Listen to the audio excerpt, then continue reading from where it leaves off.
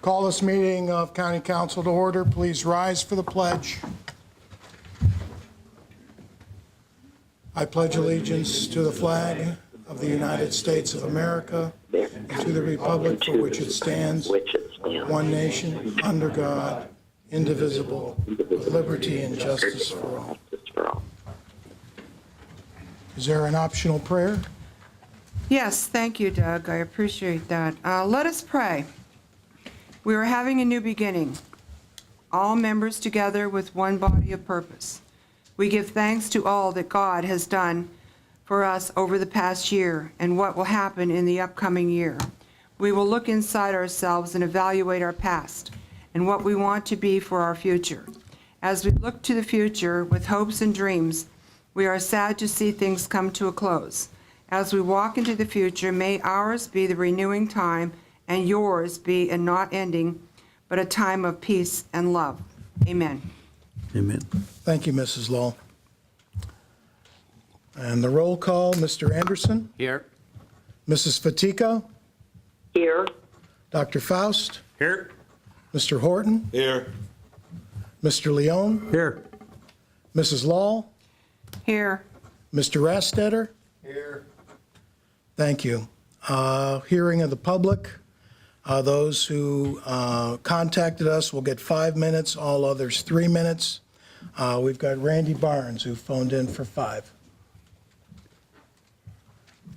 Good afternoon, Council. My name is Randy Barnes. I reside in Dr. Faust's 5th District, and I'm here to talk about a couple of things. You may have received an email from me last night, but I want to talk again about this Erie County Gaming Revenue Authority money. I want to talk about a little bit about the review about this alleged white-collar crime, theft by deception. We're back on March 6th of 2017. A check was cut to Perry Wood for fall tuition reimbursement of $5,604. And 6 weeks later, another check was cut to Perry Wood for professional development. I think we've all discussed that this was an intentional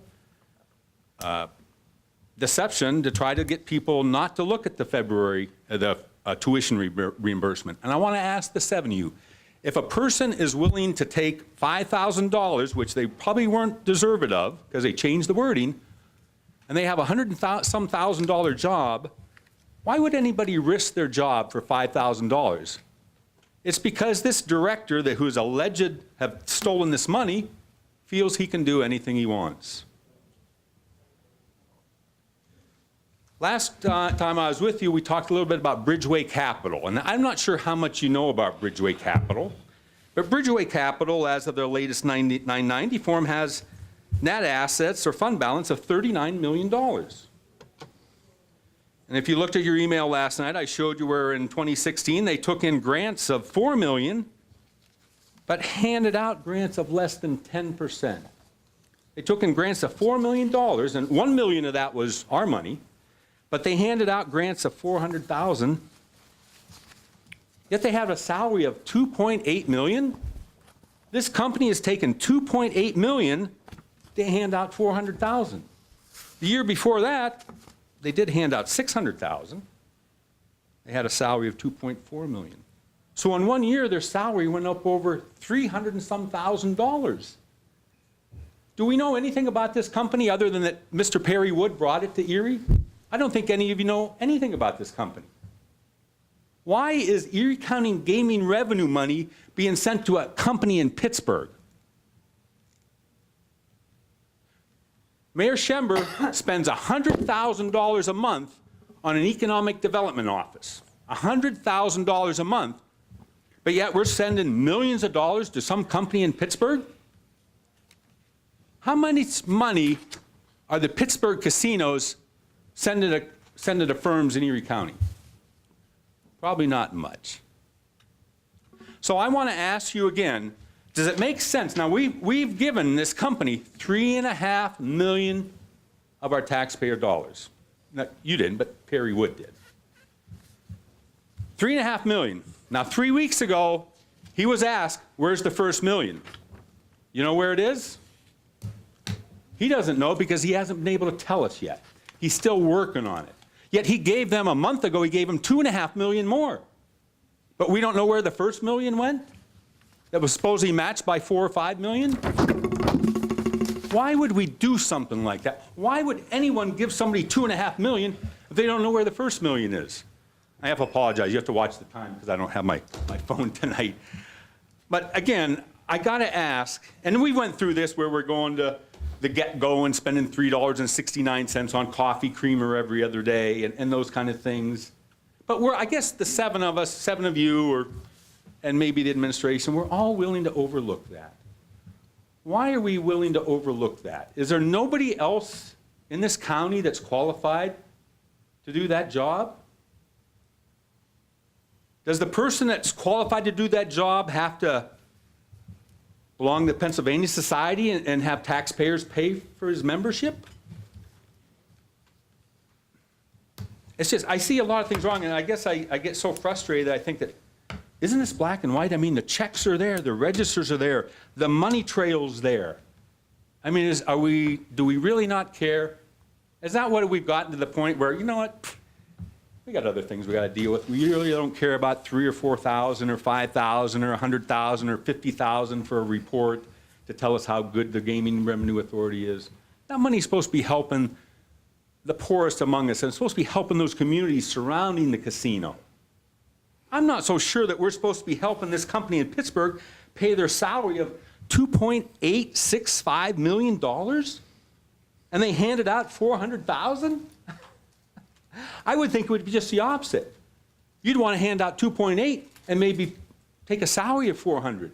Just the opposite. $400,000 handed out and took a $2.8 million salary. I have a lot to talk about, and I think we'll have a lot of time this year to talk about these things. So with that, I'm going to say congratulations on the chairmanship. Congratulations all 7 of you making it to a new year, and best of luck on all your new appointments, and let's go get them. Thank you. Thank you, Randy. The purpose of our business today is for council to nominate officers. I open the floor for nominations for chair. Mr. Smith, I nominate Fiore Leon as the chair of County Council. I second.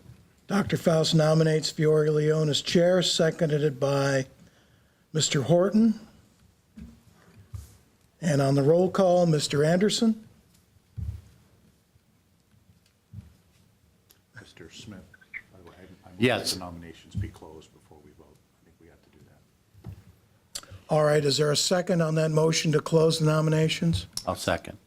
Seconded by Mr. Anderson. Any opposed to that motion?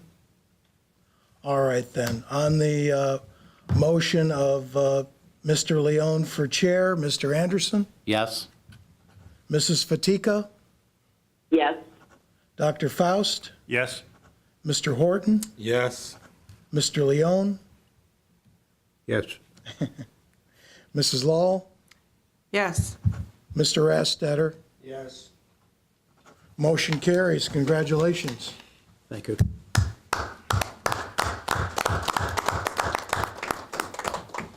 Hit somebody over the head with this. Thank you. I'll entertain nomination for vice chair. Mr. Chairman? I'm sorry, Mr. Anderson. Mr. Chairman, I would like to nominate one of our colleagues who I've known for a number of years, who's very passionate about the representation he gives to his constituents. He cares about the community, as all of us do. And even when we have our differences, we can sit down, we can talk about them, and we can work to solutions that are the best for our community. And therefore, I'm honored to nominate Mr. Andre Horton as vice chair this year. I second the nomination, Mr. Leon. Moved and seconded. Move the nominations be closed, Mr. Chairman. Second? Move the nominations be closed, first and second. Any objection to the nominations being closed? If not, roll call, please, on the nomination for vice chair. Mrs. Fatika? Yes. Dr. Faust? Yes. Mr. Horton? Yes. Mr. Leon? Yes. Mrs. Lahl? Yes. Mr. Rastetter? Yes. Mr. Anderson? Yes. Are there any comments from any members of council at this particular time? Anyone? If not, I'll make a few comments as the new chair. I don't want to keep us too long. We got a lot of business to go through today, so I have to put my glasses on to see. First off, let me thank my colleagues for electing me as chairman. Also, let me congratulate Dr. Faust, our past chairman. This past year has been a very difficult time that included many controversial issues. Dr. Faust handled these controversies in a very professional manner, and I commend him for that. The new year must bring new ideas to the community.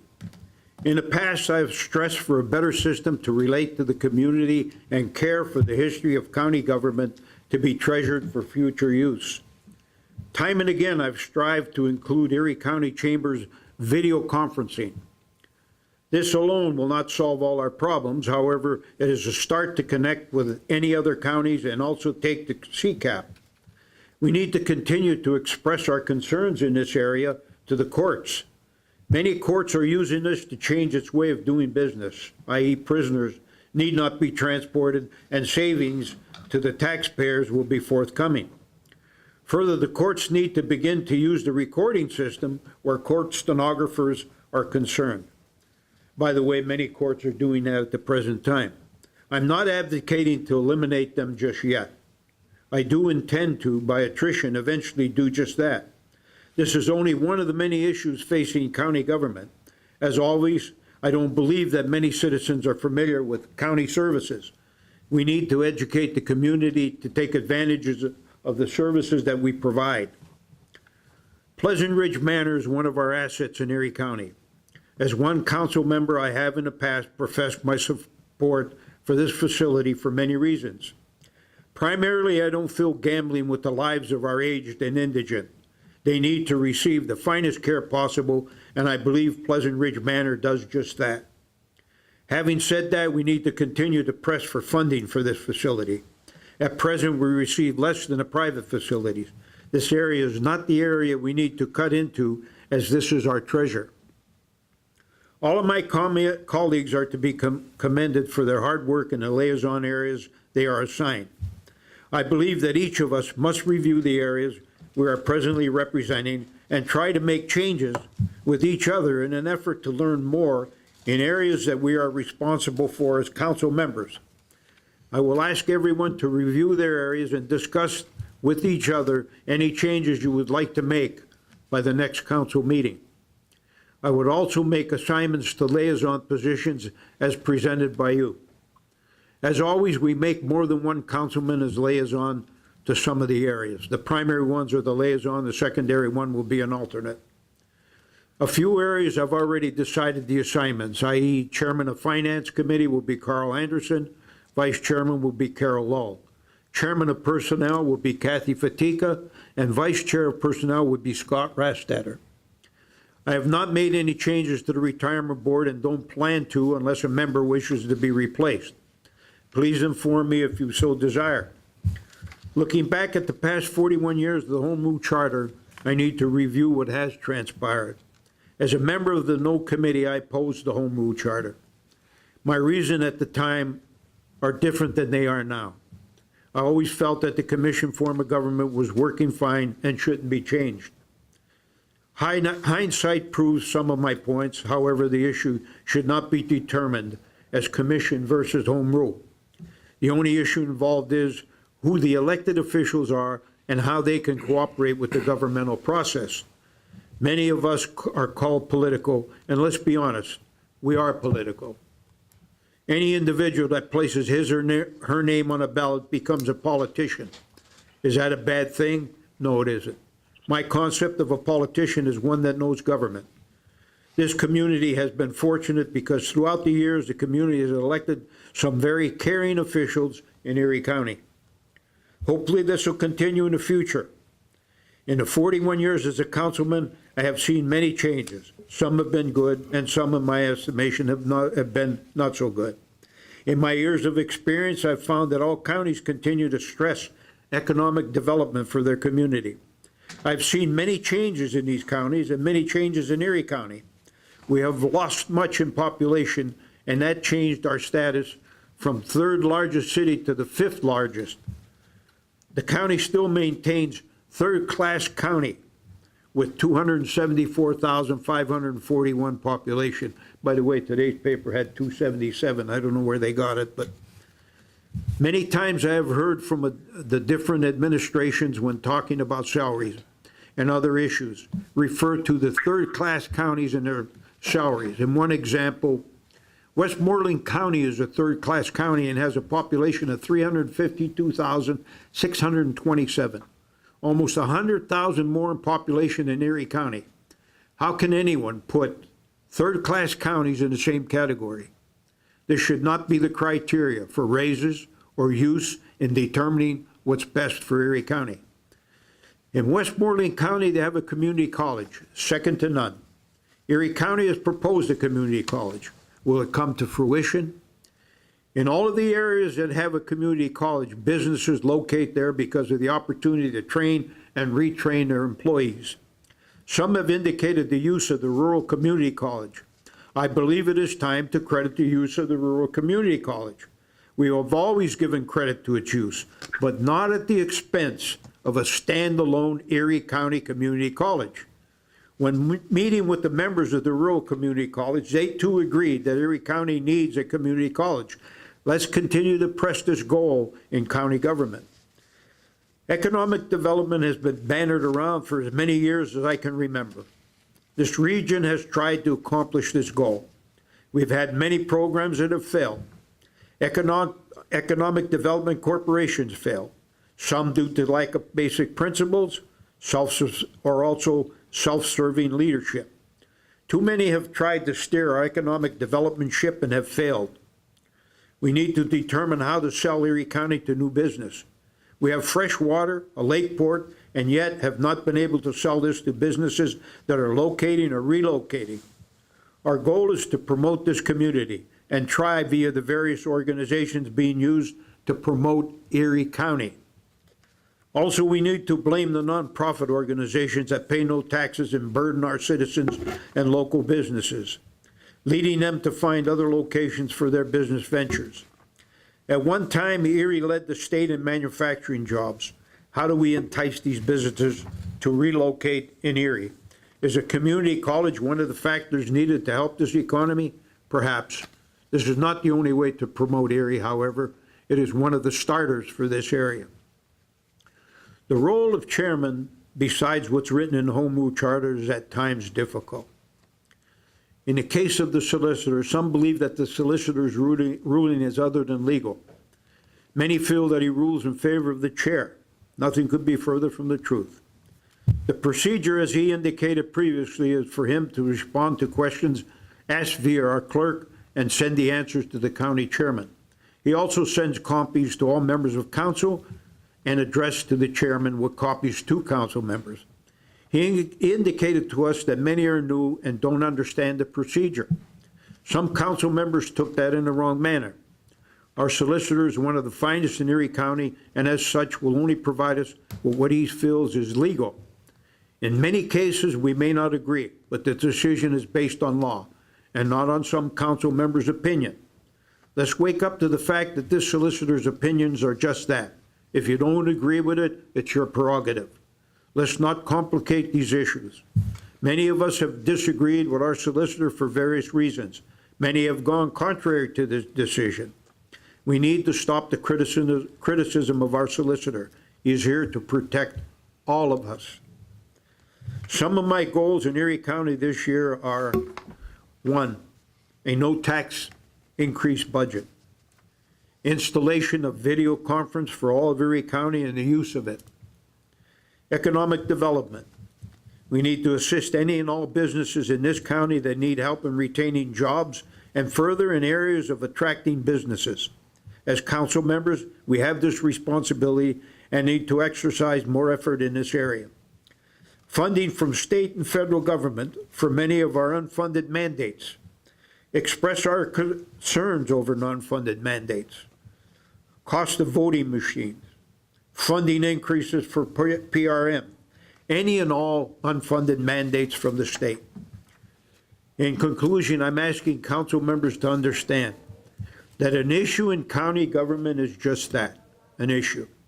Once voted on, if you're on a side or against it, move on. Don't dwell on it.